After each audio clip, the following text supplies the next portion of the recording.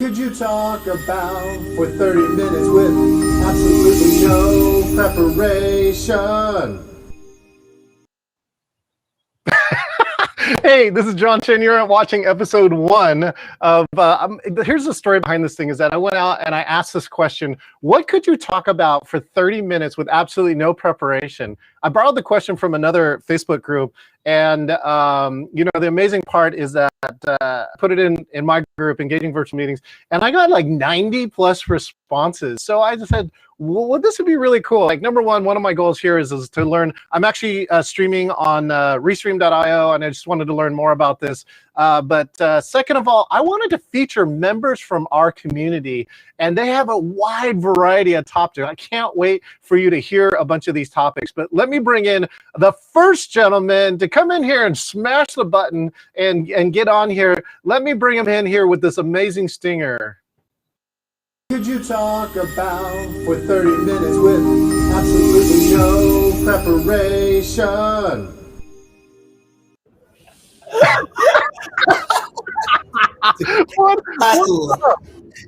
I love it, man. I've never had such an intro to anything. I kind of feel like I'm like Bill Gates or Steve Jobs, or somebody's coming on stage getting ready to launch the new iPhone or the new Windows operating system, and boom, I'm here to talk about 30 minutes of live streaming. And John Chen, you are the guy with the virtual engagement and knowing how to get people to virtually engage, and it's an honor to be here with you right now on the stage. Darren, awesome. Your clock is running. Darren is the master at the DJ sessions. He knows a lot about live streaming. And actually, the funny part is that we actually met in a hotel room when we could actually touch each other, doing silent disco of all things. But that's right. Darren's got his headphones on. That said, Darren does know an infinite amount of knowledge about live streaming. And I really want to know this, especially about not getting all the copyright violations I have for like stuff that we do. So, Darren, clock is running. Let's hit it. Clock is running. Bullet points. Okay, when you really want to get into the business of live streaming, you got to look at it as saying, what am I going to do? What am I going to share? What is my product? It could be anything. It could be pottery. It could be cats. It could be DJs. But whatever you want to do, share it. You want to share this with the world, and you want to video this in the world. The first and foremost thing that I can say to anything in the bullet point is technology. Know your technology, know your tech, get some good cameras, get some good lighting, make sure that you are presenting yourself in the best way possible, because a lot of people can spend a lot of money on a computer, a lot of people can spend a lot of money on cameras, but you know what? $50 to $100 on lighting, $50 to $100 on a microphone can change your game, can change your world, and actually make your presentation to the world that much better. The second thing that you got to really look at is distribution. Who are you going to distribute this to? Who is your target audience? Who is your market? And when you find that and dial into it, then you'll find like-minded people that will also perpetuate what you want to do and what you're doing, and then they'll help you grow your community. The likes, the shares, everything you do out there, the follow for follows, forget all about that. It's flattering, it's nice, but really reaching out to your core target audience is going to be where you're going to be able to grow your audience over time. And this is the one thing about live streaming. What I've learned over time in being a live streaming distributor, being a podcast producer, being a television producer, is that you got to really reach out to your core audience and make sure that your core audience is being delivered the product of what you're telling them everything about. So, John, I don't know if this opens up to Q&A at this point, but I'd like to know if you have any Q&As for me. Well, okay, so number one is in live streaming, like Darren, you've had this infinite amount of knowledge about live streaming with copyrighted music. So now I know, like, if I want to present copyrighted music at a conference, I got to get an ASCAP or a BMI license, right? Now, I don't know the next step. So what is it that's happening now in the industry where copyrighted music can and can't be played here streaming online? So I'm glad you brought that up, John, because that would be my third point of making sure that you only use music that you have the rights to. And unfortunately, a lot of people, they don't understand the legalities of how to use copyright music and all that goes within it. And me being a person who runs a DJ live streaming television show, how I have to work very diligently on getting the licenses to make sure we can stream live or use the music in our video on demand, or what's called VODs, in our environment. And so the first and foremost point I can say is use music you have the rights to. If you don't play music in the background. Don't use it. It's going to be the one thing that will get you banned, will tear you down. It'll hold you back from getting you forward unless you get those rights. So when it comes to copyrights, and we would like to see copyright violations, and we'd like to see the DMCA change. We'd like to see it open to streamers. We'd like to see it, but that's not going to happen anytime soon with the way the current rules and regulations are written. So the one thing I say is, for streamers, find people that can use their music, give the rights to the music, and then play that in the background over and over again. And getting the rights is not that expensive, right? This is an ASCAP music license, Darren. Do you have some different pricing levels, like playing in a conference, and then you look at all these other cases here, right? You're in a bar, a dance studio, other types of things. So yeah, how much does that usually cost? Most streamers online, looking at it as a business, cannot afford the $3,000 to $5,000 a year that it takes to license them for the performance rights, because there is what's called performance rights, then there is the VOD rights, or what we call the sync licensing and master licensing, and that becomes a whole world. I could literally talk with you about this on hours and hours and hours, and a lot of lawyers would love to charge you $250 an hour to do this, of what I've already tried to take care of on our back end to make sure we can deliver a product to our masses. But the average user, they don't understand the world they're getting into of live streaming, and what happens when they use copyrighted music is just I see I'm using my hands right now in a live stream going, oh! it goes crazy. I mean, it literally, and when what happens is they get disenfranchised because they understand that, oh, I gotta have this much money to do this, just to use this song to do this, but I really want to do this, and shouldn't I? Because I paid 99 cents to iTunes, I own the song, but I can't use the song in the background of my, and it disenfranchises so many content creators that really want to be doing something so awesome. John, you're a content creator. I'm a content creator. We know hundreds, if not thousands, of content creators. And we all get shut down because of the DMCA. And when we want to share this to the platforms, say, you can't do this because of licenses. And we start to explore that conversation, say, well, what if I want to use the song? It's going to cost me this. None of us are earning a budget. None of us are earning a buck off this yet. We're not all Joe Rogans that can get signed deals and contracts to pay and handle those costs. Then what the hell are we supposed to do? We find new artists and new producers and to license their songs and use their songs. As a matter of fact, I'll give homage to one of the first guys that ever gave me his entire library of 650 songs that he produced. Clark Schroeder, Mad Malcolm, said my entire library is licensed to use for you on ITV. You use any of those songs, I got it. That was my first licensing deal. Wow. Of an independent producer who did 12 albums, had them all in iTunes, and said every single song, you want to use them for your shows. So my first 8 television shows that I put to broadcast television and sold them to 12 network stations, Mad Malcolm was all over that. I didn't use any commercial stuff. I was like, Mad Malcolm, you got it down. And every show had its own separate song. Very cool. And it was, yeah. That's how you got to do it. And did you prop Malcolm at least with either the credits, or did he get future work or something another like that, or did he, because he gave you the license, right? Oh, well, he was my friend. So it's kind of, I mean, I love the independent piece here. You know, actually, Joan Eisenstock, calling in from DC, she is one of the biggest in terms of integrities, in terms of the meetings industry. And she asked this question: does using copyrighted music differ to stream for a DJ versus some of us people who are streaming stuff in a meeting? So regardless of who it is, regardless of how you're using it, regardless if it's a DJ, which actually has to have the performance rights to it. And if you're using it in a meeting, you need the digital rights, performance rights to doing that.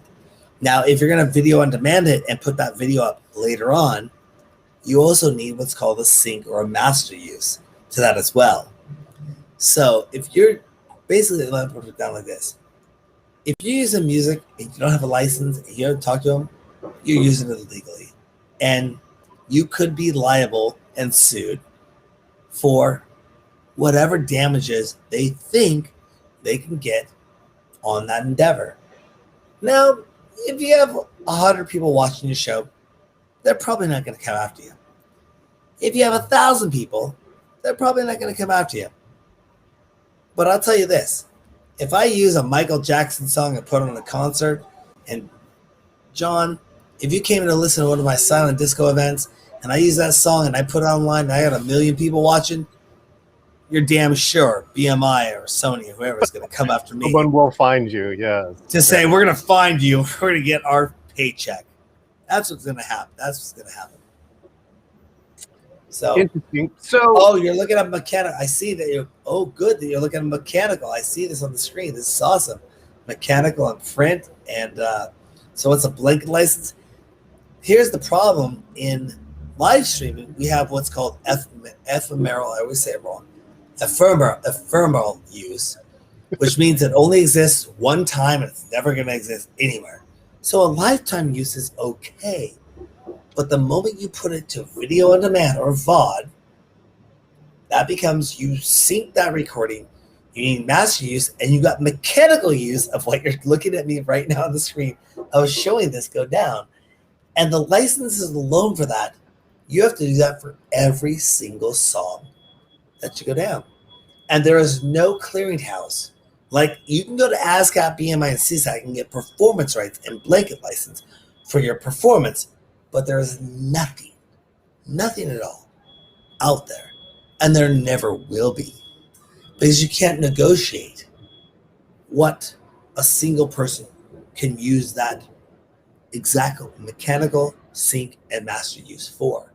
Because it's going to vary from end user to end user. I might use it and put it out to 10 people. You might use it and put it out to 10,000 people. So we have to negotiate the contracts at each level, at each song, over and over and over again. It becomes a full-time job, and it's not feasible. So let me make sure I understand that. This is the way I currently understand it, and I could be wrong because I'm no expert in this. If I get an ASCAP license, number one, I can play it in a conference/meeting, right? No. You're not allowed to. Well, okay, you got a performance right. Go. Are you gonna stream this? Well, the first answer is probably no. But if I do stream it, I thought there was a way to, like, if you had an ASCAP license, that you could sync it, which would therefore clear it because you paid for it that way, or is that totally something else? Like I said, back to ephemeral. What's called I always use this word wrong. It's ephemeral. Or ephemeral. Ephemeral, right? Thank you. Ephemeral use. It means, put it like this. If I'm doing the Super Bowl and I'm an announcer and I'm going, hey, John, today I'm on the field and everything's okay. And right now, here we go. And AC/DC plays in the background. Back in black, I hit the SAG, write it down. I'm like, hey, we're on the field today and we're doing this. Blah, blah, blah. Because that one-time live broadcast of me being on the field is only going to exist one time and never be broadcast ever again. We're cool. But if that broadcast gets played again, we have to get the licenses for it forever and ever and ever. And if that goes to YouTube, YouTube has to have licenses. And then any entity that has that, plays that video again and again and again, has to have the licenses and licenses and licenses. Wow. That's, oh, yeah. So the answer is, I could, like, if I do it in a one time, again, for that meeting is somewhat covered. But again, if it goes and I'm streaming to somewhere else, again, I would have to pay. Now, is there a way to pay for that license to play? No, you don't. You don't have to. You don't have to. It's firmly, as you're pulling up right now, as I'm seeing right now. You don't have to pay for that. This is why Twitch. This is why Mixcloud. This is where YouTube and Facebook, they get away with the live. What you need to look up right now is, unfortunately, companies like YouTube, Facebook, Twitch, they all record, and they are in the video on demand business. So the moment your video records and puts it on their website, they are now video on demanding it, and that triggers the licensing and says, whoa, You got you got it. Yeah. You got it. Now the DMCA gives what's called a blanket, or what's called the safe harbor on this. Say, if you put the takedowns in place, you're safe harbor. Something that's not known to a lot of people. That's what I'm trying to tell a lot of people. That the EU, European Union, just made a ruling that said that safe harbor is gone. If you know people are uploading copywritten content to your site, it's no longer that you get the protection of just, we'll do it so we take it down.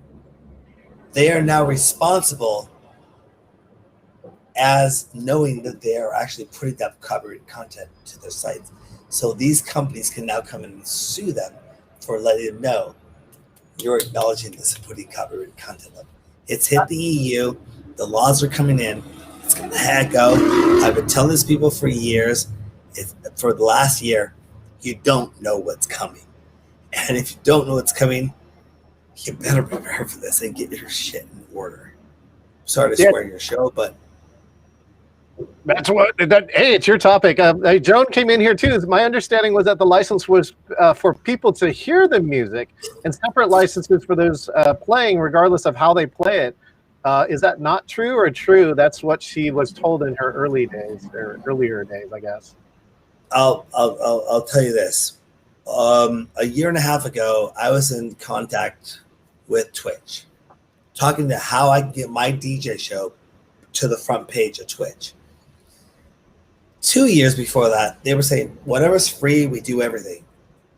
My new music team at Twitch says, hey, you have to have licensing for everything you do. Because if we promote a show without the licensing and it goes to video on demand, we could be held liable for anything that happens. And I went, damn, okay, so I'll get the licensing. They said, that's cool, Darren, but you got 450 videos on our website without licensing. And I went, yeah, I do. They said, they can come back at you for that. And I said, okay, fine. And they said, well, cool, we'll deal with that. And they said, but you also know they can come at you for the other 1,300 videos that you have on your website.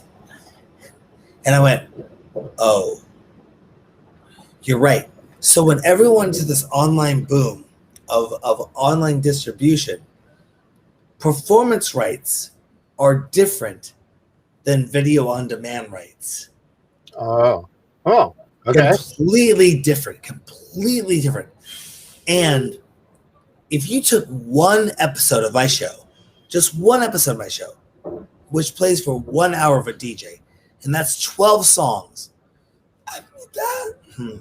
That means that I have to get 12 licenses for that song to play for just 1 hour of that show online. Live streaming, different. Video on demand, totally different subject matter. How I've done it over the DJ sessions, well, that's my secret. And I'll take that secret to the grave. Oh, I see how it is. Well, we'll add this one more. Joan has this other great question too. So what the hell do you think is going to happen with hybrid? Right? Where some of the what he says, live streaming, right? Some of these hybrid. There is no hybrid, and I'll tell you where it's going to go. I'll tell you exactly where it's going to go. You ready for this?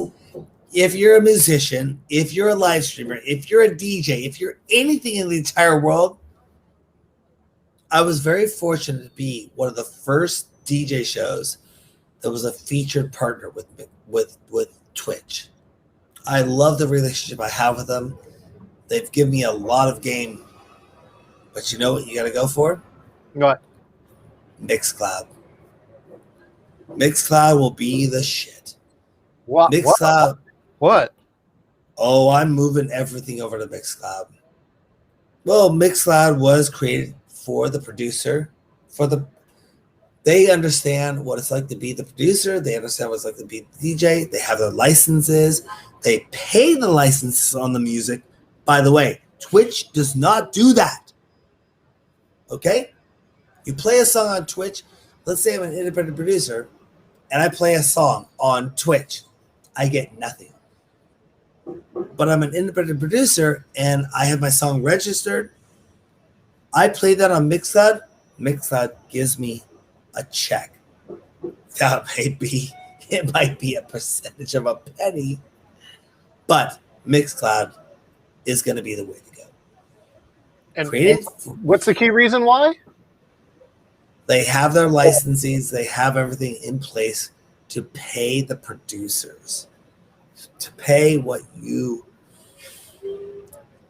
It may not be the best place for DJs to get paid, but as a producer, and this is going to be the key thing, the producer of original content. We live in a city where we know, you and I both know the guy. His name is Macklemore. Yeah. Really cool kid. What did he do? He said, I don't mind if I say this on your stream. He said, fuck you, agencies. I'm going to self-produce myself. And I went out there and did this. Now, of course, he probably signed with BMI. He probably signed with Sony. He probably signed with Universal. He probably signed with the record. Okay, to get him distribution, we got all that stuff. But Mac said, dude, we're self-produced. There we go. Boom. No audio. Just make sure. It doesn't matter. Do you know I used to watch back in the days with Giorgio Brown of the Cool Out Network, watch him perform in clubs? People used to laugh at him at being the white guy in the club, way before Eminem, way before all that. I give a lot of props to Mac. He's done a good job of making this happen, of making stuff happen. But he owned it on his own. And the day and age of where you can now do something and own it on your own is key. It is a principle that if people are going to want to work with you or talk to you, you better have it on your own and make it on your own than getting into the collective. There's no more collective in the sense of collective. We can work with collectives, but all the collectives are going to want to be people of making it on their own. John, you're one of the guys who does engaging virtual meetings, and you find people like myself. You find independent business owners. You find people that can educate the world on things that you already know about. That can tell them, all you can do is pick up the pen and pencil, put the math together, rub the two sticks together. We can make fire. This is how we work. You know, I'm so honored to be a part of this conversation, and thank you for letting me be here. Well, always. All right. Well, let's boil it back down one more time, too. Right. Joan's confused. Right. This is awesome. You know, when we tell people when we're confused, we're about to learn something. So what's the right steps for playing and hearing music at a conference? Let's just go back just to straight meetings and conferences. What's the right? Tell exactly. We're gonna circle back to this. Just tell John to kick that completely offline. Because this is a thesis in itself. And by the way, John, I love writing theses or theses or Thesi. theses. Ephemeral thesi. Exactly my point. I love writing these things, and I'll blow your mind, and I'll show you how far the rabbit hole goes. You're like, damn, I wish I never would have asked Darren that question. All right, but it goes down. We're getting into the 5-minute range here. So the 5-minute range. Let's. What is the future of streaming, and what should people be doing streaming? Right? We said live streaming. Like, why is live streaming so important right now? 3-hour conversation with my best friend this morning. It's not about live streaming. VR and AR. Those are going to be the next two things that completely blow everyone's minds. And they're not ready for it yet. And I just bought my first Oculus. Oh, shout out to Facebook. Please give me a sponsorship or whatever. But AR and VR. If you're not looking at that, the 2D world you're in, of looking at the computer and doing the on the phone, you're done. You're gone. Don't. I don't want to say it to be pretentious, but don't even talk to me. Just literally get out of my playbook, because you're not making sure you are in that world or going towards that world. That you're done. I don't mean to, God, it sounds so hard. I don't want to kill anyone in the book or make anyone feel bad. But exactly. And I'm honored because I'm sitting here on a live stream with the guy who wrote the book on engaging in virtual meetings. I'm looking forward to chapter 3. I'm looking forward to when you write a book on how do we do this in VR. Oh, totally. How do we do this in AR? And I'm like, we're already doing it. Just buy his book. It'll tell him everything. John Chen wrote the book on this. He wrote the book. I didn't pay Darren for any of this. So what do you see in VR? Like, Darren, you're a DJ too, right? I mean, one of the No, I'm not a DJ. Please stop telling people I'm a DJ. Well, you're related to DJ. I mean, you're in the DJ space. And if you're in, what do you see for VR? That's really what I want. I want to see what's your future VR? You know, the first thing that comes to mind, the first 3 letters, unfortunately, is sex. Sex sells. Did it right? Yeah. I mean, I'm not a madman. I'm not trying to be a madman or be a, I put floating billboards on Lake Washington. I drive a loud booming truck around Seattle. I try to build people, and I try to get people to experience what I saw, the whole experience of the DJ sessions. The one core fundamental thing was I went out to nightclubs as a kid, and everyone say, "Did you see that? Or did you hear it? Did you see that?" I'm a videographer, and I'd say, "What if somebody could bring a video camera in here? What if somebody could show people this world? What if I could share this experience with the world of what we're doing?" Oh, it wasn't. It definitely was not heralded as one of the most ingenious ideas ever. But now, every DJ in the world is playing online. Every DJ in the world is doing an online show. And they're building these virtual environments to say, let's do the virtual festivals. Let's do this virtual stuff. I'm like, I was doing this 10 years ago. But I'm not. I'm not bitter about it. I'm not upset about it. I'm just like, thank you. Thank you Vindicated? Yeah. Cool. Yeah.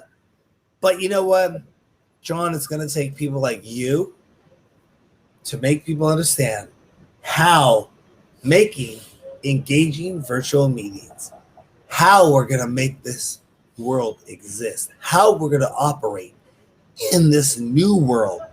And you, my friend, are one of the top performers of making sure this happens. That's why I'm excited to be on your show. That's why I'm excited to be here. Thank you so much for making me one of your first guests in this world. All right, and where can people find you? You got 45 seconds to say anything else you want, Darren. Where can people find you and your work? You damn well know I can do that. You can always find us at thedjsessions.com. That's thedjsessions.com. Find us on Facebook. Follow us on Twitter. Hashtag us thedjsessions.com. That's where we're at. Find us, thedjsessions.com. The THE DJsessions.com.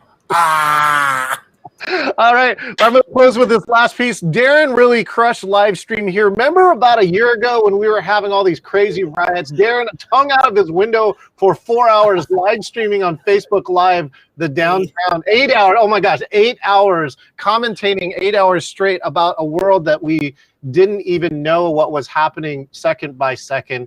Darren, thanks again once and all. Hey, if you want to get on this show, if you think you can do something, right, the question is, what could you talk about for 30 minutes with absolutely no preparation? And just let me just confirm, Darren, you and I did almost no prep. We didn't do any prep except I gave you a link. Dude, I even put online today, I said I need bullet points for my live stream. I prepped nothing. So if you think you can do that, DM me for the link. I'll put it on every other program here. The next show will actually be 4 o'clock tonight, and otherwise it'll be every Friday, 4 o'clock Pacific Standard Time. Hey, Darren, let's see. Let's get the high five. Ready? See, get your high five on the side of the screen. There you go. 3, 2, 1. We'll see you next time. What could you talk about for 30 minutes with absolutely no preparation?